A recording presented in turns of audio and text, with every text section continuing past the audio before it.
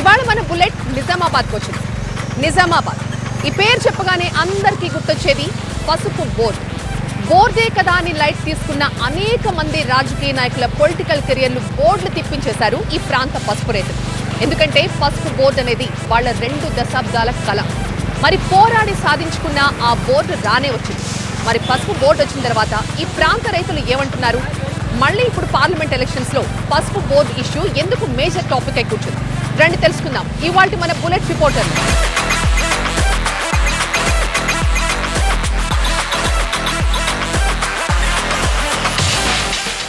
తెలంగాణ గడపకు పసుపు పారాణి నిజామాబాద్.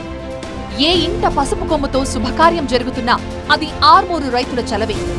నవమాసాలు మోసే తల్లి ఎలాగో పసుపు రైతు అంతే.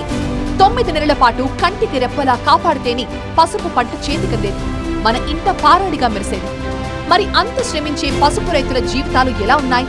ప్రధాని మోదీ పసుపు బోర్డు ప్రకటన తర్వాత పసుపు నిజంగా బంగారంగా మారిందా? క్వింటాలు 20,000 దాటుతుందా? రేటు పెరుగుతున్నా తెలంగాణలో పసుపు సాగు విస్తీర్ణం ఎందుకు తగ్గుతోంది? పసుపు రైతుకు కేంద్రం ఏం చెయ్యాలి? రాష్ట్ర ప్రభుత్వం ఎలాంటి సాయం చెయ్యాలి? అన్నిటికీ మించి పసుపు బోర్డు కార్యాలయం ఎక్కడ? పార్లమెంట్ ఎన్నికల్లో ప్రాధాన్యత సంతరించుకున్న పసుపు బోర్డు అంశాన్ని, రైతుల గోసను మీ ముందుంచడానికి నిజామాబాద్కు వచ్చింది TV9 బుల్లెట్ రిపోర్టర్. ఈ పసుపు బోర్డు ఏర్పాటైతే రైతులకు కొత్త వంగడాల అభివృద్ధి నుంచి పోస్ట్ హార్వెస్ట్ మేనేజ్మెంట్, అలాగే మార్కెటింగ్ వంటి సౌకర్యాలన్నీ కూడా, ప్రయోజనాలన్నీ కూడా వీళ్ళందరికీ కలుగుతాయి. దీంతో పాటు ఈ పసుపు కొయ్యడం, క్లీన్ చేయడం, ఆరబెట్టడం, ఉడకబెట్టడం, పాలిష్ చేయడం, వీటన్నిటికీ కూడా యంత్రాలు అవసరం అవుతాయి. సో అలాంటి యంత్రాలని ఈ బోర్డు ఉంటే సబ్సిడీతో రైతులకు అందిస్తుంది. అది వాళ్ళకి ఇంకా హెల్ప్ఫుల్గా ఉంటుంది. అలాగే విత్తనం నాటిన దగ్గర నుంచి ప్రతి దశలోనూ పంటని ఎలా సంరక్షించుకోవాలి, ఎలా కాపాడుకోవాలి, ఈ సలహాలన్నీ కూడా ఈ బోర్డు ఇస్తుంటుంది. దీనివల్ల దిగుబడి పెరుగుతుంది, అలాగే పసుపులో నాణ్యత కూడా పెరుగుతుంది. దీంతో పాటు ఈ లోకల్గా పండే పసుపుకి మార్కెటింగ్ కోసం అంతర్జాతీయ కంపెనీలు కూడా ఈ బోర్డే తీసుకొస్తుంది. ఇన్ని ఉపయోగాలు ఉన్నాయి కాబట్టి కొన్నేళ్లుగా పసుపు బోర్డు కోసం ఈ ప్రాంత రైతులు పోరాడుతున్నారు.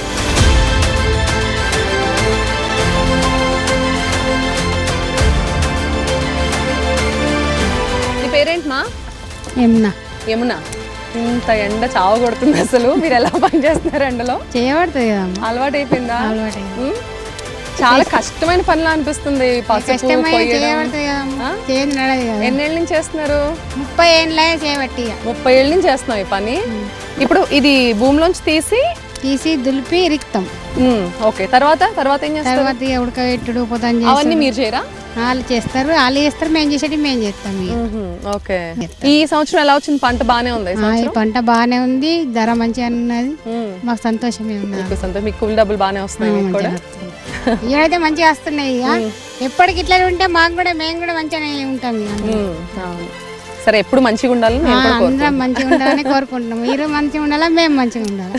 అంతేనా? అంతేమా. Thank you.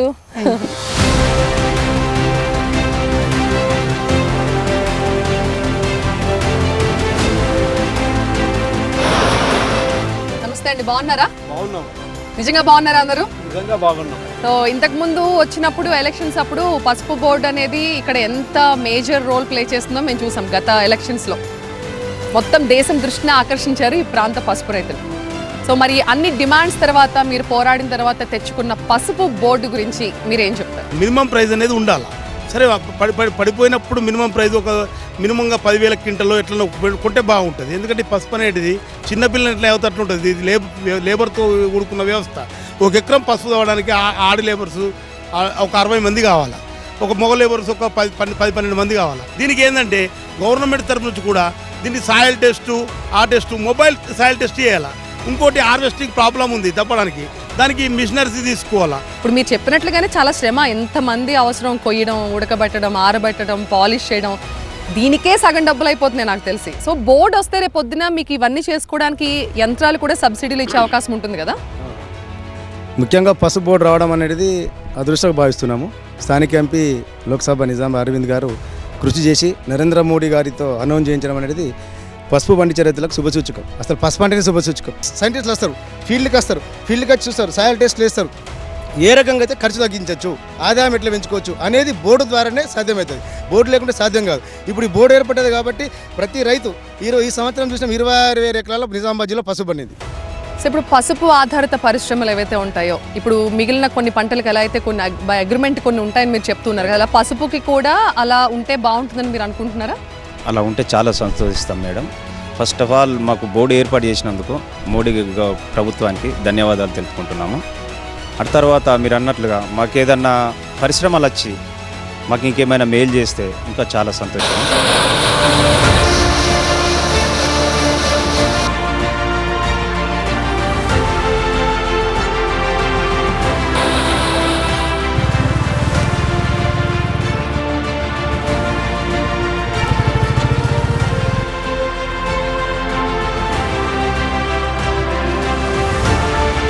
ప్రధాని మోదీ పసుపు బోర్డు ప్రకటన ఉమ్మడి నిజామాబాద్ జిల్లా రైతులు సంతోషాన్ని నింపింది.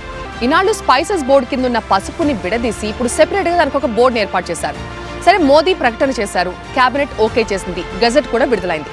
అయినప్పటికీ మళ్ళీ ఇప్పుడు నిజామాబాద్ ఎలక్షన్స్ లో ఈ పసుపు మేజర్ టాపిక్ గా ఎందుకు మారింది? బోర్డు వచ్చిన తర్వాత కూడా ఇక్కడ రైతుల్లో ఉన్న డౌట్స్ ఏంటి, వాళ్ళకున్న సందేహాలేంటో, వాళ్ళకున్న కష్ట నష్టాలేంటో వాళ్ళ మాటలో తెలుసుకుందాం రండి.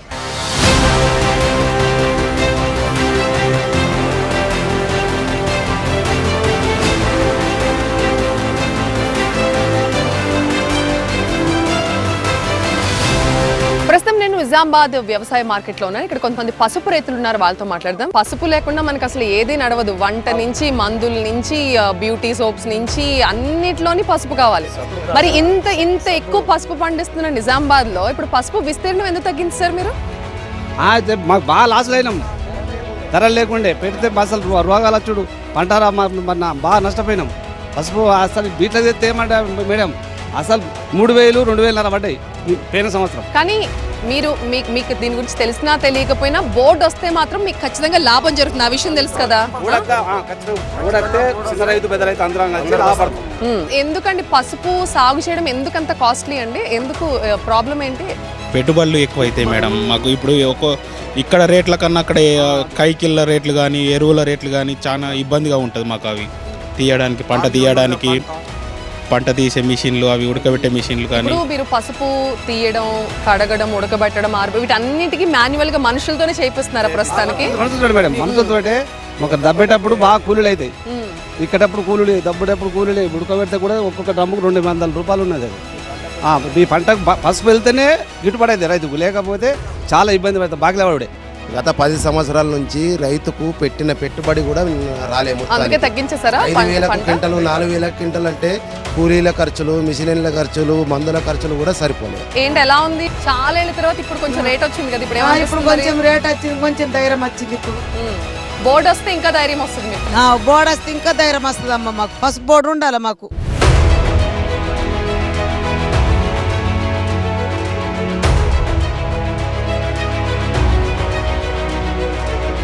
కొన్నేళ్లుగా ఈ ప్రాంత రైతులు పసుపు పంటను ఆధారంగా చేసుకున్నారు. తెలంగాణలో మొత్తం 1,50,000 ఎకరాల్లో పసుపు సాగు జరుగుతోంది. ఇదిగో నిజామాబాద్ లో అయితే పెద్ద మార్కెటే ఉంది. గతంలో ఈ మార్కెట్ కి దాదాపు 12 లక్షల క్వింటాళ్ల పంట వచ్చిందంట. అయితే దిగుబడులు పడిపోవడం, అలాగే సాగు ఖర్చు పెరిగిపోవడం, ధరలు రాకపోవడంతో ఈ ప్రాంత రైతులు పసుపు సాగును బాగా తగ్గించారు. అదే ఇక్కడ పసుపు బోర్డు వస్తే రైతుల్లో ధరల పట్ల ఒక నమ్మకం వస్తుంది, అలాగే దిగుబడి కూడా బాగా పెరుగుతుంది. సో ధరలు వస్తాయన్న నమ్మకం ఉంటే ఆటోమేటిక్ గా మళ్ళీ పసుపు పంట విస్తీర్ణం పెరుగుతుంది అంటున్నారు ఈ ప్రాంత రైతులు.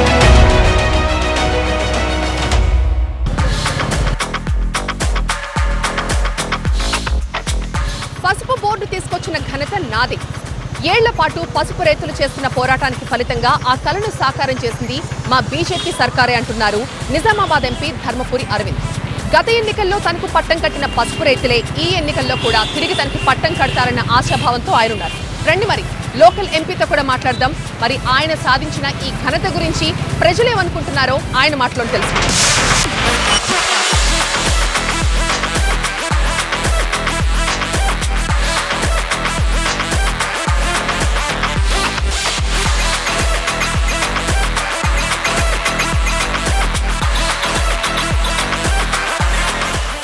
రైట్ నౌ ఈ రోజు నాతో పాటు బుల్లెట్ రైడ్ లో జాయిన్ అవుతున్నారు నిజామాబాద్ ఎంపీ ధర్మపురి అరవింద్. నమస్తే అరవింద్ గారు.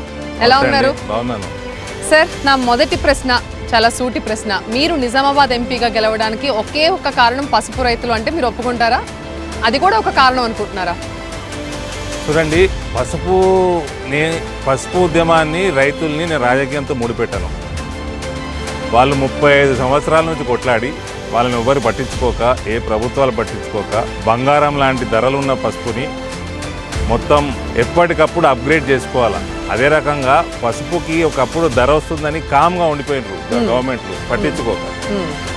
ఎక్స్పోర్ట్ చేయడానికి లాజిస్టిక్ సపోర్టు, ఎక్స్పోర్ట్ ప్రమోషన్కి ఏమి యాక్టివిటీ చేయాలో చేయకుండా, పసుపు స్పైసెస్ బోర్డులో ఉండే స్పైసెస్ బోర్డు వాడు ఇక్కడ పట్టించుకోకుండా, ఇక్కడ గెలిచిన పొలిటీషియన్స్ కానీ, సెంట్రల్ గవర్నమెంట్ కానీ, స్టేట్ గవర్నమెంట్లు కానీ స్పైసెస్ బోర్డుతో కోఆర్డినేట్ చేసుకోకుండా నెగ్లిజెన్స్కి గురైంది పసుపు. మీరు అన్నారు నేను పసుపు ఇష్యూని, పసుపు రైతుల్ని రాజకీయాలతో ముడిపెట్టినాను, కానీ ఇది ఒక రాజకీయ అంశం అని మీరు ఒప్పుకోవాలి. మీ గెలుపోటముల్ని డిసైడ్ చేసే ఫ్యాక్టర్ అయింది కదా మొన్న ఎలక్షన్స్ లో. Social concern is political. Okay sir, ఇంకా చాలా క్వశ్చన్స్ అడగాలి మిమ్మల్ని. మనం బుల్లెట్ మీద వెళ్తూ మాట్లాడుకుందాం. మరి ఈ క్వశ్చన్ ఎండ్ చేయే ముందు మీ టీవీ నేను చెప్తా ఉన్నా, నెక్స్ట్ ఇయర్ 20,000 దాటుతుంది పసుపు రేటు. Hope so. చాలా మంచిది. రైతులకు చాలా వాళ్ళకి ఏం కావాలంటే పని చేసేవాడు కావాలా.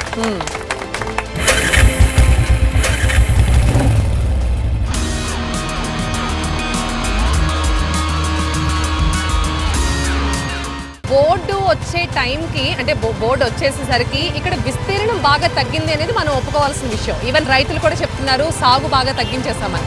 సో తెలంగాణలో విస్తీర్ణం పెంచడానికి, సాగు పెంచడానికి ఎలాంటి ఐడియాస్తో ముందుకు రాబోతున్నారు? విస్తీర్ణత తెలంగాణలో తగ్గిందండి. యావత్ భారతదేశంలో పసుపు విస్తీర్ణత పెరిగింది. తెలంగాణలో తగ్గడానికి కారణము లేబర్ కాస్ట్ ఎక్కువ. మహారాష్ట్ర కంపేర్ చేస్తే 3 times ఎక్కువ లేబర్ కాస్ట్. ఇక్కడ న్యాచురల్ ఫర్టిలైజర్ కాస్ట్ ఎక్కువ. మహారాష్ట్రలో 3,000 రూపాయలకి పసుపు సాగు అవుద్ది క్వింటాల్కి.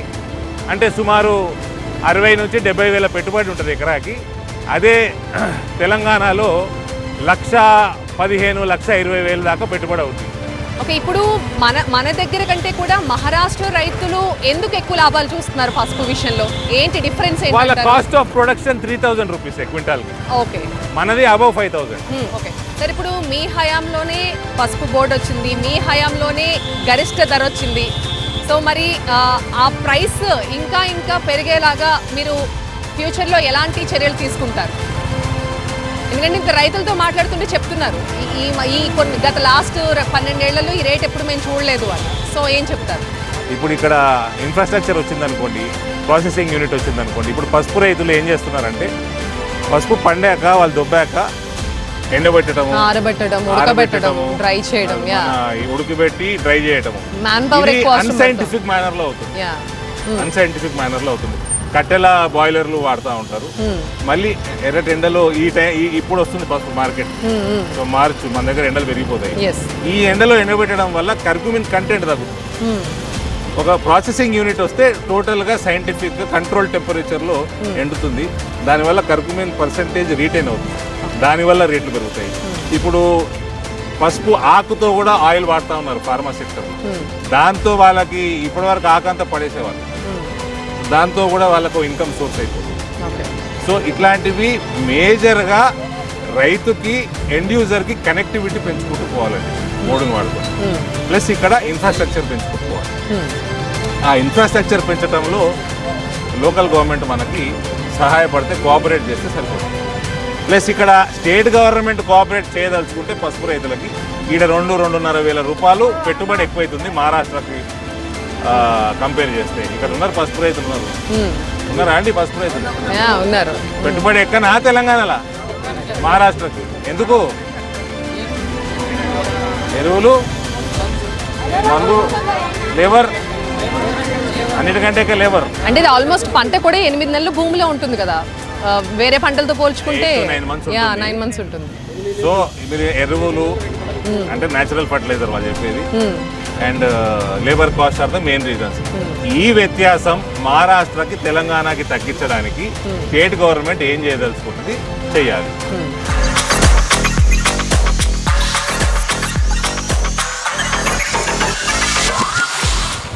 సో ఎంపీగా మీ హయాంలో సాధించిన పసుపు బోర్డు ఘనత కాకుండా మీరు వచ్చిన తర్వాత నిజామాబాద్లో మీరు చేసిన పనులు ఏంటంటే ఏం చెప్తారు అరవింద్ గారు? వేల కోట్ల వర్క్ జరుగుతూ ఉన్నాయి. National highways, railway lines doubling కానీ కొత్త లైన్ కానీ, బీదర్ బోధన్, ఆర్మూర్ ఆదిలాబాద్, మహారాష్ట్రలో ఉన్న ముఖ్యేడ్ నుంచి మన కర్నూలు డోన్ దాకా మన నిజామాబాద్ మీదుగా డబ్లింగ్ పనులు, ఆర్మూర్ నుంచి మంచిర్యాల దాకా 4100 కోట్లతోటి నేషనల్ హైవే, 6 రైల్వే ఓవర్ బ్రిడ్జ్లు పనులు నడుస్తూ ఉన్నాయి. మొన్న మళ్ళీ 7వది బోధన్లో పిఎం గారు ఫౌండేషన్ స్టోన్ వేశారు. 2 కేంద్రీయ విద్యాలయాలు, ఒకటి ఇనాగరేషన్ అయిపోయింది, ఇంకొకటి నెక్స్ట్ ఇయర్ బోధన్లో అవుతుంది. నవోదయ విద్యాలయము జగిత్యాలకి ఇన్ ప్రిన్సిపల్ శాంక్షన్ అయింది, ఉత్తర్వులు రావాలి బయటికి. సో ఇటువంటి కార్యక్రమాలు చేసుకుంటూ డైరెక్ట్గా బెనిఫిట్ అయ్యే డీబీటీల ద్వారా 41,000 మంది స్వనిధి యోజన కింద లోన్లు, 2,600 కోట్ల ముద్రా లోన్లు, 6,300 కోట్ల ఎస్హెచ్జి సెల్ఫ్ హెల్ప్ గ్రూప్స్కి లోన్లు, 60 నుంచి 70,000 పైన ఉజ్వల కనెక్షన్స్, 7 లక్షల ప్రజలకి మన ప్రాంతంలో ఆయుష్మాన్ భారత్ కార్డులు, 15,80,000 మందికి ఫ్రీ రేషను. సో ఈ రకంగా ప్రజలకి నరేంద్ర మోడీ గారి బెనిఫిట్స్ చేరుతూ ఉన్నాయి. పొలిటికల్గా కూడా నిజామాబాద్లో భారతీయ జనతా పార్టీ చాలా అగ్రెసివ్గా జాయినింగ్స్ చేసుకుంది. మొన్న ఉన్న ఎమ్మెల్యే అభ్యర్థులు ఓడినా గెలిచినా ధీటుగా ఓటు సంపాదించారు.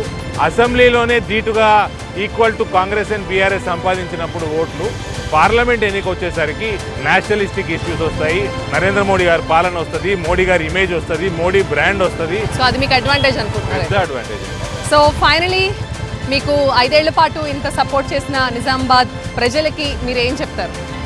మనము చేసిన వాగ్దానాలు పూర్తి చేసుకొని ఇంప్లిమెంట్ చేసి రిజల్ట్స్ చూస్తూ ఉన్నాం. ఇవల్ల అవినీతి లేనప్పుడు వర్క్ కూడా క్వాలిటీ అవుద్ది, ఫాస్ట్గా అవుద్ది. ఇవన్నీ అంశాలు మైండ్లో పెట్టుకొని దయచేసి మోదీ గారిని బలపరచాల్సిందిగా మళ్ళీ కోరుతా ఉన్నాను. ఆయన ఆశయాల్ని ఇంప్లిమెంట్ చేసే బాధ్యత మాలాంటి సైనికులు. All the very best Arvind garu. So అది చేసిన అభివృద్ధి కళ్ళ ముందే కనబడుతోంది. మోదీ సక్సెస్ మంత్రం మాకు ఎలాగో ఉంది, ఇంకా మాకు తిరిగే ఉంది అంటున్నారు ధర్మపురి అరవింద్. చూద్దాం మరి ఆయన చెప్తున్న ఈ సక్సెస్ మంత్ర కావచ్చు, ఆయన చెప్తున్న ఈ అభివృద్ధి కావచ్చు, మరొకసారి ఆయనకి నిజామాబాద్ ఎంపీగా పట్టం కడుతుందో లేదో లెట్స్ వెయిట్ అండ్ సీ. ఇది వాళ్ళు మన బుల్లెట్ రిపోర్టర్. చూస్తూనే ఉండండి టీవీ9. Thank you. జై శ్రీకృష్ణ. కొత్త నినాదమా ఇప్పుడు? కొత్త నినాదం.